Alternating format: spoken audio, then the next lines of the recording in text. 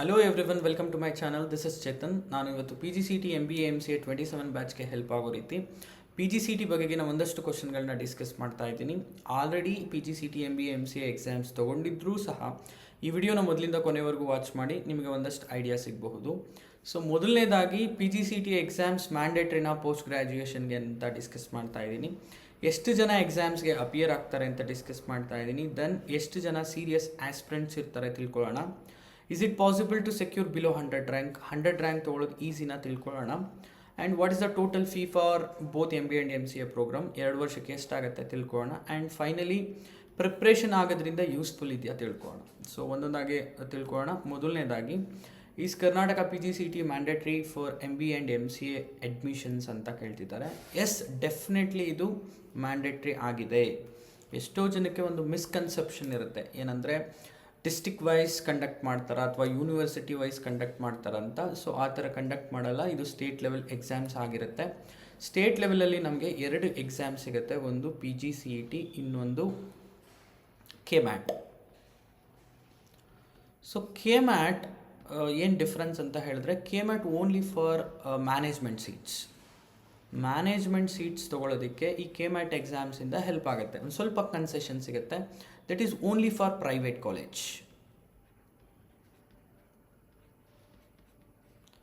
So ನಮ್ಮ focus ಏನಿದ್ರು PGCET ಆಗಿರಬೇಕಾಗತ್ತೆ. ಸೊ ಈ PGCET ಯಾವುದಕ್ಕೆಲ್ಲ ಅಪ್ಲಿಕೇಬಲ್ ಅಂತ ಹೇಳಿದ್ರೆ, ಪ್ರೈವೇಟ್ ಕಾಲೇಜಸ್ಗೂ ಕೂಡ applicable, and aided colleges and even government ಕಾಲೇಜಸ್ಗೂ ಕೂಡ ಅಪ್ಲಿಕೇಬಲ್. PGCET ಅಂಡರಲ್ಲಿ ಬರೋ ಅಂಥ 200+ ಎಲ್ಲ ಕಾಲೇಜಸ್, ಅದರಲ್ಲಿ ಪ್ರೈವೇಟ್ ಕಾಲೇಜಸ್ ಇದೆ, aided colleges and government colleges ಇದೆ. ಆ ಎಲ್ಲ ಕಾಲೇಜಸ್ಗೂ ಈ ಥ್ರೂ PGCET ಹೋದರೆ ನಿಮಗೆ ಫೀ ಕನ್ಸೆಷನ್ ಸಿಗುತ್ತೆ. ಈ KMAT ಅನ್ನೋದು ಜಸ್ಟ್ ಫಾರ್ ಪ್ರೈವೇಟ್ ಕಾಲೇಜಸ್ಗೆ ನಿಮ್ಗೊಂದು ಸ್ವಲ್ಪ ಫೀ ಕನ್ಸೆಷನ್ ಸಿಗ್ಬೋದು. ಅಲ್ಲಿ ನಿಮಗೆ PGCET ಅಷ್ಟು ಕನ್ಸೆಷನ್ ಸಿಗಲ್ಲ. ಸೊ ಹಾಗಾಗಿ ನೀವು PGCETನ ಅಷ್ಟೇ ಫೋಕಸ್ ಮಾಡಿ. ಸೊ ಒಂದು ಥಿಂಗ್ ಅಂತೂ ನೀವು ನೆನ್ಪಿಟ್ಕೋಬೇಕು, ಈ 2 ಎಕ್ಸಾಮಲ್ಲಿ ಯಾವುದಾದ್ರೂ ಅಟ್ಲೀಸ್ಟ್ ಒಂದು ಎಕ್ಸಾಮ್ಸ್ನ ನೀವು ತೊಗೊಂಡಿರಲೇಬೇಕಾಗತ್ತೆ MBA MCA ಮಾಡಲಿಕ್ಕೆ. ಅದಷ್ಟು ನಿಮಗೆ ಬೇಸಿಕ್ ಐಡಿಯಾ ಗೊತ್ತಿರಬೇಕು. ಆ್ಯಂಡ್ ಪ್ರಿಫರಬಲಿ PGCETನೇ ತೊಗೋಬೇಕಾಗತ್ತೆ. Next one is, how many students appear for Karnataka PGCET examination? It is very important question. MBA ಮತ್ತು MCAಗೆ ಬೇರೆ ಬೇರೆ ಸ್ಕೇಲಲ್ಲಿ ಅಟೆಂಡ್ ಆಗ್ತಾರೆ. MCAಗೆ ನಾವು ಯೋಚನೆ ಮಾಡೋದಾದರೆ 25K to 35K students appear ಆಗ್ತಾರೆ ಎವ್ರಿ ಇಯರ್. MCAಗೆ ನಾವು ಹೇಳೋದಾದರೆ 15K to 20K students appear ಆಗ್ತಾರೆ.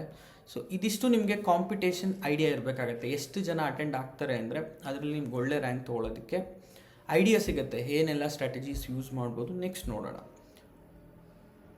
Next is, how many serious aspirants appear for Karnataka PGCET?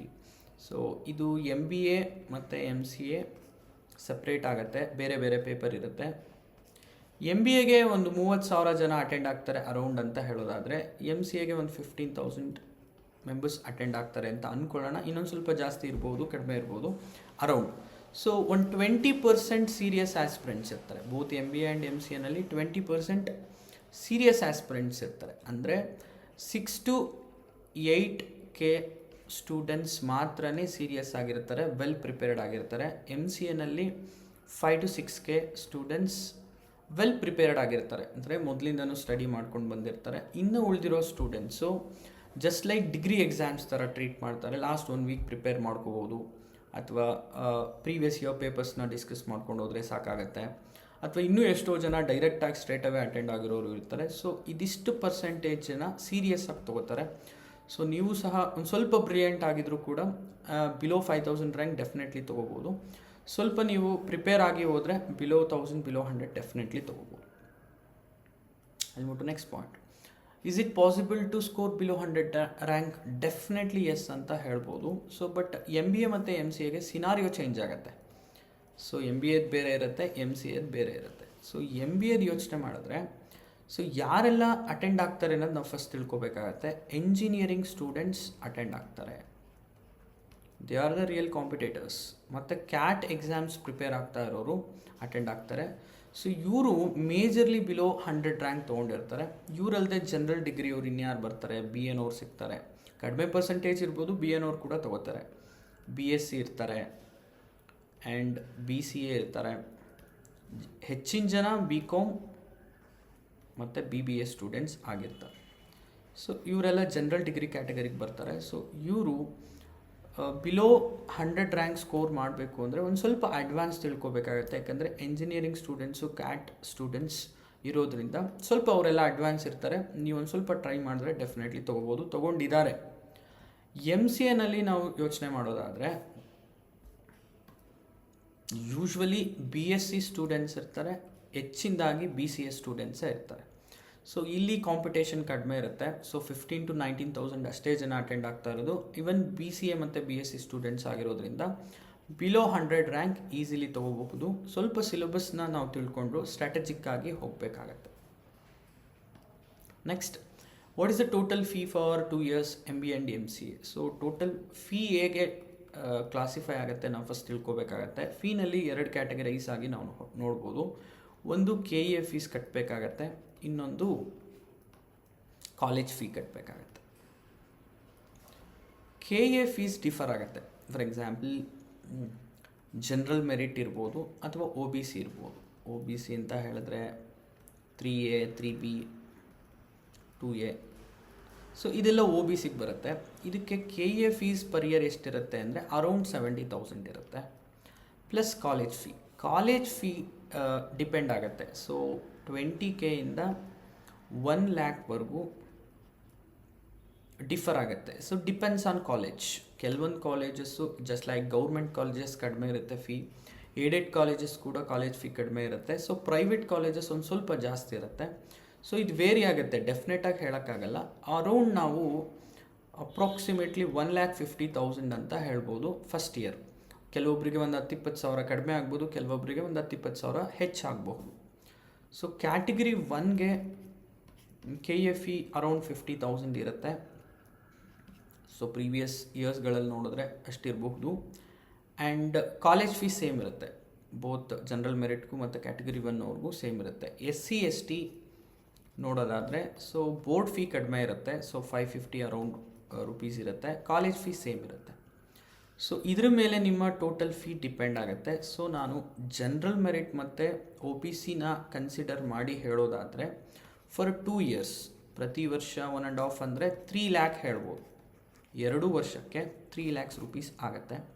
ಸ್ವಲ್ಪ ಕ್ಯಾಟಗರಿ 1 ಮತ್ತು SC STಗೆ ಸ್ವಲ್ಪ ಮಟ್ಟಕ್ಕೆ ಕಡಿಮೆ ಆಗ್ಬೋದು, ಯಾಕಂದರೆ ಬೋರ್ಡ್ ಫೀ ಕಡಿಮೆ ಇರುತ್ತೆ. ಸೊ ನೀವು ಸಹ ಕಾಲೇಜ್ ಫೀಸ್ ಸೇಮ್ ಕಟ್ಟಲೇಬೇಕಾಗತ್ತೆ. ಸೊ ಇನ್ನೊಂದು ಮೇಜರ್ ಪಾಯಿಂಟ್ ಏನಂತ ಹೇಳಿದ್ರೆ ಸ್ಕಾಲರ್ಶಿಪ್ ಬರುತ್ತೆ ಇಲ್ಲಿ. ಸ್ಕಾಲರ್ಶಿಪ್ ಇರ್ರೆಸ್ಪೆಕ್ಟಿವ್ ಆಫ್ ಕ್ಯಾಟಗರಿ ಎಲ್ಲರಿಗೂ ಬರುತ್ತೆ, except general merit. General merit ಅವ್ರಿಗೆ ಬರಲ್ಲ, ಮ್ಯಾನೇಜ್ಮೆಂಟ್ ಸೀಟ್ಸ್ ತೊಗೊಂಡವ್ರಿಗೆ ಬರಲ್ಲ. ಸೊ ಇಲ್ಲಿ OBC ಅವ್ರಿಗೆ ಎಷ್ಟು ಬರುತ್ತೆ ಅಂತ ಹೇಳೋದಾದರೆ ಅರೌಂಡ್ 20 to 30K ಬರುತ್ತೆ. ಇದು ಡಿಪೆಂಡ್ಸ್ ಆಗುತ್ತೆ, ವೆಲ್ಫೇರ್ ಸ್ಕೀಮ್ಸಿಂದನೇ ನಮಗೆ ಸ್ಕಾಲರ್ಶಿಪ್ಸ್ಗಳು ಸಿಗೋದು. ಇದು ಗೌರ್ಮೆಂಟ್ ಎಷ್ಟು ಬಡ್ಜೆಟ್ ಅಲೋಕೇಟ್ ಮಾಡುತ್ತೆ ಅನ್ನೋದ್ರ ಮೇಲೆ ಡಿಪೆಂಡ್ ಆಗುತ್ತೆ. ಈ ವರ್ಷ ಬಂದಿದ್ದು ಸ್ಕಾಲರ್ಶಿಪ್ ನೆಕ್ಸ್ಟ್ ಇಯರ್ ಬರಲ್ಲ, ವೇರಿ ಆಗುತ್ತೆ. ಸೊ ಹಾಗಾಗಿ ಜನರಲಿ 20 to 30K ಬರ್ಬೋದು OBCನವ್ರಿಗೆ. ಫಾರ್ SC ST ಹೇಳೋದಾದರೆ ಅರೌಂಡ್ 80K to 1 lakh ಹೇಳ್ಬೋದು. ಫಾರ್ ಮೈನಾರಿಟಿ ನಿಮಗೆ ಅರೌಂಡ್ 40K ಬರಬಹುದು. ಇದಿಷ್ಟು ನಿಮ್ಮ ಸ್ಕಾಲರ್ಶಿಪ್ ಆಗುತ್ತೆ. ಸೊ ನಂಬರ್ಸಲ್ಲಿ ವೇರಿ ಆಗ್ಬೋದು, ಅಪ್ರಾಕ್ಸಿಮೇಟ್ಲಿ ರಫ್ಲಿ ಇಷ್ಟನ್ನು ನೀವು ತಿಳ್ಕೊಬೇಕಾಗತ್ತೆ. ಸೊ SC ST ನಿಮಗೇನು ಸ್ಕಾಲರ್ಶಿಪ್ ಬರುತ್ತೆ, ನೀವು ಇದೇ ಅಮೌಂಟನ್ನು ಕಾಲೇಜ್ ಫೀಸ್ ಆಗಿ ಕಟ್ಟಬಹುದು. So finally I move to next point. Is PGCET preparation really useful? Definitely useful ಆಗುತ್ತೆ. ಹೇಗೆ ಅಂದರೆ ಈ PGCET ಇರಲಿಲ್ಲ ಅಂತ ಹೇಳಿದ್ರೆ ನಾವು ಮ್ಯಾನೇಜ್ಮೆಂಟ್ ಫೀಸ್ ನೋಡೋದಾದರೆ ಸೊ ಪ್ರೀಮಿಯರ್ ಕಾಲೇಜಸ್ಸಲ್ಲಿ, not all the colleges, premier ಕಾಲೇಜಸ್ಸಲ್ಲಿ 8 to 10 lakhs ಇದೆ, ಅರೌಂಡ್ 8 to 10 lakhs ಇದೆ. ಥ್ರೂ ನಾವು PGCET ಹೋದರೆ ಜಸ್ಟ್ ನಮಗೆ 3 lakhs ಆಗುತ್ತೆ. ಸೊ ಫೀ ರಿಡಕ್ಷನ್ ಆಗುತ್ತೆ. ಸೆಕೆಂಡ್ ಪಾಯಿಂಟ್ ಏನಂದರೆ ನೀವು MBA ಹೋಗಿ ಅಥವಾ MCA ಹೋಗಿ ಪ್ಲೇಸ್ಮೆಂಟ್ಸ್ ಇದ್ದೇ ಇರುತ್ತೆ. So after your first year post graduation second ಇಯರ್ಗೆ ಬಂದಾಗ ನಿಮಗೆ ಪ್ಲೇಸ್ಮೆಂಟ್ಸ್ ಇರುತ್ತೆ. ಅಲ್ಲಿ ನಿಮಗೆ ಈ PGCETನಲ್ಲಿ ಕಲ್ತಿರೋವಂಥ ಆ್ಯಪ್ಟಿಟ್ಯೂಡ್ ಮತ್ತು ರೀಸನಿಂಗ್ ಹೆಲ್ಪ್ ಆಗುತ್ತೆ. So third one, so after your post graduation ಎಷ್ಟೋ ಜನ ಗೌರ್ಮೆಂಟ್ ಎಕ್ಸಾಮ್ಸ್ನ ಪ್ರಿಪೇರ್ ಆಗ್ತಾ ಇರ್ತಾರೆ. SSC ಇರ್ಬೋದು, ಅಥವಾ RRB ಇರ್ಬೋದು, ಅಥವಾ ಬ್ಯಾಂಕಿಂಗ್, ಇನ್ನೂ ಅದರ್ ಎಕ್ಸಾಮ್ಸ್ಗಳಿಗೆ ಇದು ಫೌಂಡೇಶನ್ ಆಗುತ್ತೆ. ಇನ್ನೂ ಅಡ್ವಾನ್ಸ್ ಕ್ವಶನ್ಸ್ಗಳು ಬರುತ್ತೆ ಅಲ್ಲಿ. ಸೊ ಇದನ್ನು ತಿಳ್ಕೊಂಡು ನೀವು ಅಡ್ವಾನ್ಸ್ ಕ್ವಶನ್ಸ್ನ ತಿಳ್ಕೊಂಡ್ರೆ ಡೆಫಿನೆಟ್ಲಿ ಎಕ್ಸಾಮ್ಸ್ಗಳಿಗೆ ಹೆಲ್ಪ್ ಆಗುತ್ತೆ. ಸೊ ಇದಷ್ಟು ನಿಮ್ಮ PGCET ಬಗೆಗಿನ basic questions. So just like last ಮೂಮೆಂಟಲ್ಲಿ ನೀವು ಪ್ರಿಪೇರ್ ಆಗೋದಕ್ಕಿಂತ 1 ವರ್ಷ ಅರ್ಲಿಯಾಗಿ ನೀವು ಪ್ರಿಪೇರ್ ಆಗಿದ್ದೆ ಆದರೆ ಸೊ ಆರಾಮ್ಸೆ ನೀವು ಒಳ್ಳೆ ಸ್ಕೋರ್ಗಳನ್ನ ಸೆಕ್ಯೂರ್ ಮಾಡ್ಬೋದು. ಬಿಲೋ 1000 ರ್ಯಾಂಕು ತೊಗೋಬೋದು, ಸ್ವಲ್ಪ ಶಾರ್ಪ್ ಇದ್ದರೆ ಬಿಲೋ 100 ರ್ಯಾಂಕ್ಸ್ನೂ ತೊಗೋಬೋದು. So last 15 days 1 month study ಮಾಡೋದಕ್ಕಿಂತ ಮುಂಚಿಂದನೇ ನೀವು ಪ್ರಿಪೇರ್ ಆಗಿ. ಮುಂದಿನ ವಿಡಿಯೋದಲ್ಲಿ ನಾನು ಸಿಲೆಬಸ್ ಮತ್ತು ಸ್ಟ್ರಾಟಜೀಸ್ ಬಗ್ಗೆ ಡಿಸ್ಕಸ್ ಮಾಡ್ತಾ ಇದ್ದೀನಿ. ಸೊ ಈ ವಿಡಿಯೋ ಇಷ್ಟ ಆಗಿದರೆ ಲೈಕ್ ಮಾಡಿ ಹಾಗೂ ನಿಮ್ಮ ಫ್ರೆಂಡ್ಸ್ಗೆ ಶೇರ್ ಮಾಡಿ. Thank you for watching.